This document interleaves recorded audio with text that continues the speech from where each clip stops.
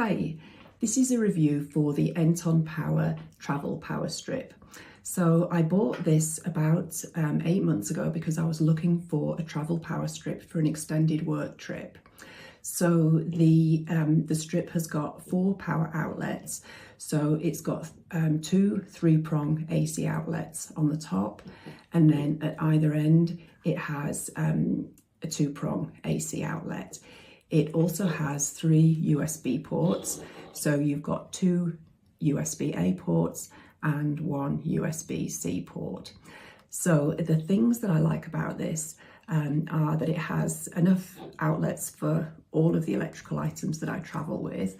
I also like that it has a 4-foot cable, because that means that I can normally sit this on a table even if the power outlets are low down on the wall.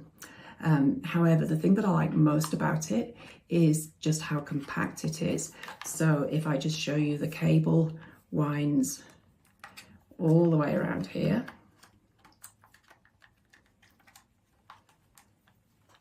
And then the plug itself goes into there, and then you have a band which secures everything in place.